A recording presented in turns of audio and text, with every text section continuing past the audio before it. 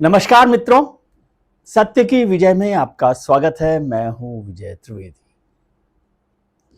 जगदीप धनखड़ साहब, पूर्व उपराष्ट्रपति, 21 जुलाई को उन्होंने इस्तीफा दे दिया था अचानक अपना स्वास्थ्य कारणों को बताते हुए। हालांकि उस दिन वो दिन भर राज्यसभा में अपनी कार्रवाई देखते रहे थे, फिर रात को पहुंचकर राष्ट्रपति भवन में उन्होंने इस्तीफा दे दिया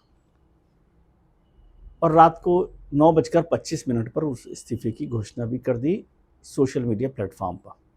हालांकि राष्ट्रपति भवन से जब आरटीआई के तहत ये पूछा गया कि उनके कब उनकी मुलाकात हुई थी या कब फैसला हुआ था, इस पर कोई जानकारी राष्ट्रपति भवन ने नहीं दी है और उन्होंने कहा कि हमें इस बारे में कोई जानकारी नहीं है। खैर, अब वो बात आई गई होगी। अब 9 सितंबर को नए उपराष्ट्रपति का चुनाव होने वाला है। मौजूदा जो उपराष्ट्रपति जी थे जगदीप धनखड़ साहब, वो अभी वहाँ वाइस प्रेसिडेंट एनक्लेव में रह रहे थे। उनको घर खाली करना था, इतने समय से गायब थे। बहुत सारे लोग उनकी चर्चा कर रहे थे, बहुत सारे लोग उनकी चिंता कर रहे थे। कांग्रेस विपक्ष के नेताओं ने तो सरकार से भी सवाल पूछा था कि भाई जगदीप धनखड़ साहब कहाँ है, उनकी सुरक्षा की चिंता है, उनके स्वास्थ्य की चिंता है। लेकिन कोई मिलने गया नहीं था, ऐसा बताया गया। फिर बात हुई कि भाई अब क्या हो रहा है, कहाँ जाएंगे, क्या नहीं होगा। उनको 8 टाइप बंगला, टाइप 8 का जो बंगला होता है, बड़े बंगले जो उपराष्ट्रपति जी के लिए, पूर्व उपराष्ट्रपति के लिए चाहिए था, वो अभी तक उन्हें मिला नहीं है। बंगला देना था अर्बन डेवलपमेंट मिनिस्ट्री को।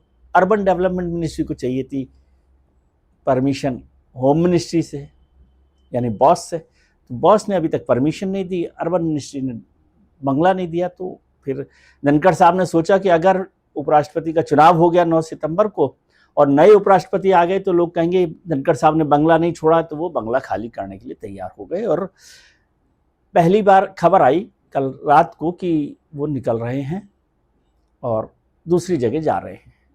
कहाँ जा रहे हैं, इसकी चर्चा होने लगी। तो ये बहुत महत्वपूर्ण बात है। वो कहाँ जा रहे हैं? वो गए डीएलएफ के पास इलाके में, गुरुग्राम में, एक फार्म हाउस में। और वो फार्म हाउस है अभय चौटाला साहब का। अभय चौटाला साहब कौन है? अभय चौटाला और अजय चौटाला, ओम प्रकाश चौटाला, जो हरियाणा के पूर्व मुख्यमंत्री थे, मुख्यमंत्री रहे थे, उनके बेटे हैं। ओम प्रकाश चौटाला साहब कौन है? ओम प्रकाश चौटाला साहब थे देवीलाल जी, जो उप प्रधानमंत्री रहे और जाटों के बड़े नेता रहे। और उत्तर भारत में, राजस्थान, हरियाणा में उनकी काफ़ी जाटों की राजनीति में बड़ी दमदार भूमिका रही।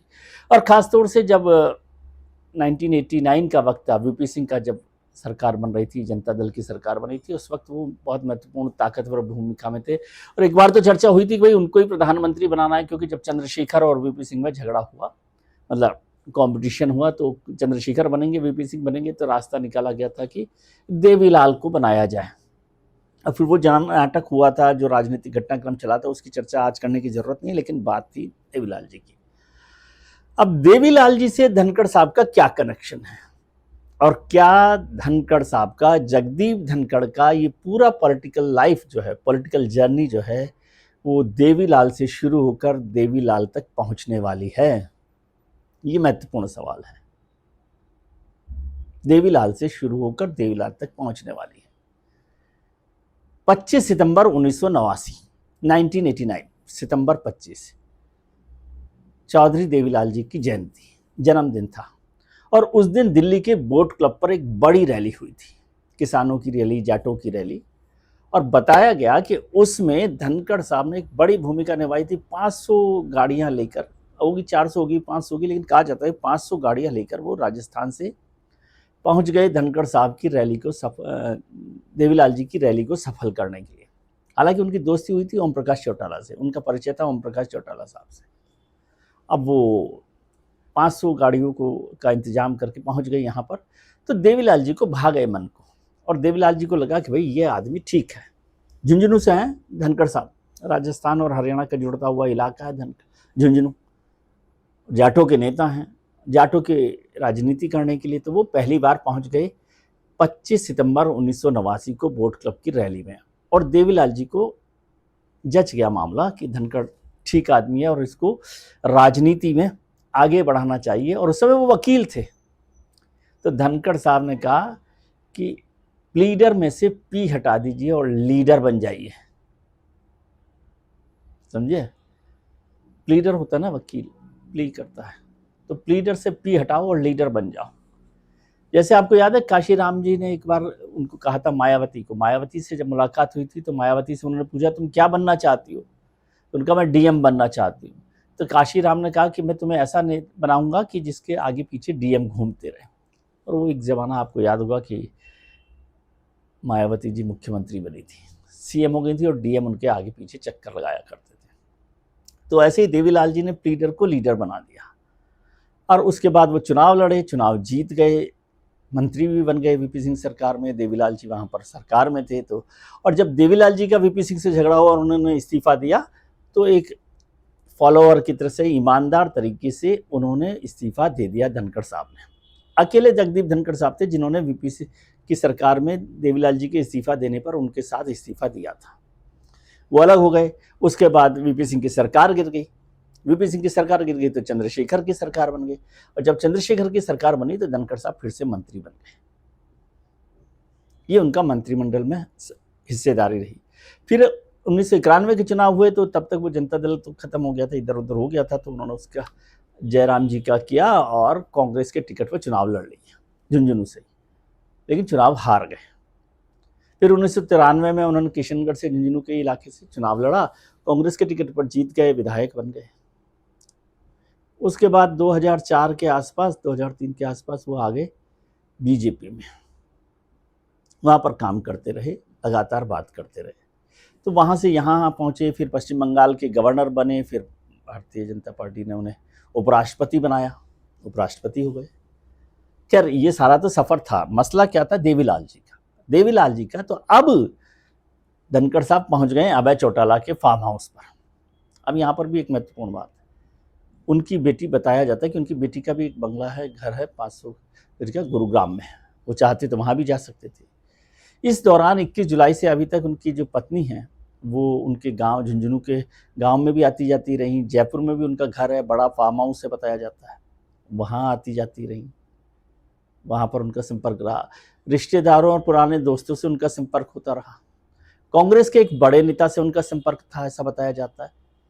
कांग्रेस के बड़े नेता से याद आया कि ये कहा गया कि ये जो सारा झमेला हुआ उसमें भी कांग्रेस के एक बड़े नेता की भूमिका रही, जिस वजह से ये सरकार में नाराजगी हो गई, भारतीय जनता पार्टी को नाराजगी हो गई। और कहा गया कि धनखड़ साहब कुछ लोगों के साथ मिलकर, ये सब चर्चाएं चल रही है, अभी तो पता नहीं है, पता होगा तो तब जब धनखड़ साहब बोलेंगे, कि वो मिलकर चंद्रबाबू नायडू के पास पहुंचना चाहते थे और उनको कह रहे थे भाई आप इस सरकार को गिरा दो और नीतीश कुमार जी को प्रधानमंत्री बना दीजिए। अब ये सब बातें चली, तो क्या ये एक्सरसाइज हो रही थी? ये बड़ा आरोप है कि धनखड़ साहब क्या नरेंद्र मोदी की सरकार को गिराना चाहते थे, प्रधानमंत्री पद से हटाना चाहते थे। और जब ये हुआ तो ये नाराजगी भी हुई और बताया गया कि इसी वजह से नाराज हो गई सरकार और उनको इस्तीफा देने के लिए कहा गया। अब ये बात साफ हो गई है कि सरकार ने इस्तीफा देने के लिए कहा और उन्होंने इस्तीफा दे दिया, देना ही था। जब सरकार ने कह दिया, जिन्होंने बनाया उन्होंने हटवा लिया। तो अब क्या, एक तो बड़ा सवाल है कि क्या धनखड़ साहब नरेंद्र मोदी को प्रधानमंत्री पद से हटाना चाहते थे, ये सरकार गिराना चाहते थे, या ये चाहते थे कि एनडीए की सरकार भले ही बनी रहे लेकिन नरेंद्र मोदी प्रधानमंत्री नहीं रहे। अब क्या नाराजगी हुई ये मुझे नहीं पता। क्या इसमें कुछ ऐसे इंडस्ट्रीज का भूमिका थी जो भारतीय जनता पार्टी से भी जुड़े रहे थे और धनखड़ साहब के संपर्क में भी थे? सुना है ऐसा हुआ, फिर उनके खिलाफ भी कुछ कार्रवाई हुई, ऐसा बताया जा रहा है। तो ये भी एक महत्वपूर्ण मुद्दा है।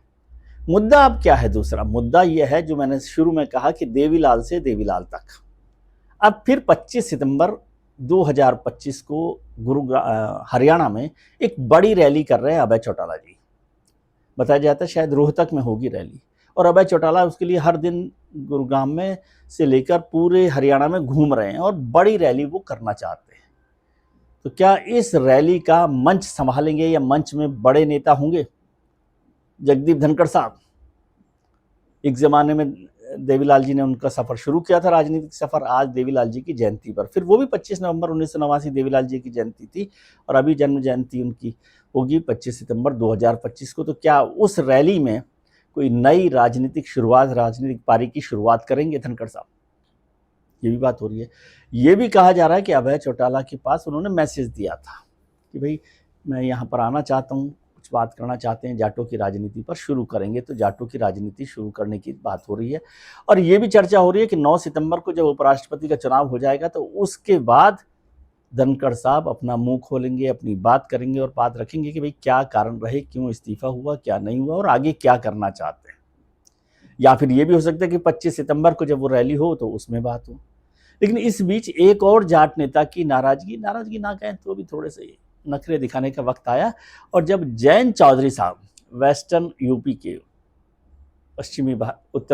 पश्चिमी यूपी के जो नेता हैं जयंत चौधरी साहब, उन्होंने भी अभी 2 दिन पहले किसानों के बीच में कहा कि भाई मैं किसानों के लिए लड़ूंगा, आपने जो कहा था तब मैंने इसलिए इधर आ गया था, और अब आप कहेंगे कि कोई गड़बड़ हो रही है तो जो आप कहेंगे वो करूंगा, क्योंकि मैंने किसानों के लिए राजनीति की है। तो एक किसानों की राजनीति के नेता जगदीप धनखड़ साहब जाट नेता, दूसरे जाट नेता किसानों के नेता जयंत चौधरी साहब, वो भी अपना कुछ कुछ बोल रहे हैं। तो क्या वहाँ पर पूरे पश्चिमी उत्तर प्रदेश में, राजस्थान में, हरियाणा में जाट राजनीति का एक नया शिखर, नया कॉम्प्लेक्स बनने वाला है, नया जुड़ान हो रहा है, नया जुटान होने वाला है, इस सब पर भी चर्चा हो रही है। लेकिन 25 सितंबर 1989 से 25 सितंबर 2025 तक का राजनीतिक सफर जगदीप धनखड़ साहब का क्या कोई नया गुल खिलाने वाला है, अभी देखना बाकी है। इस पर चर्चा करते रहेंगे। आज के लिए इतना ही। आप अपना ख्याल रखिए और उनका ख्याल रखिए जो आपका ख्याल रखते हैं।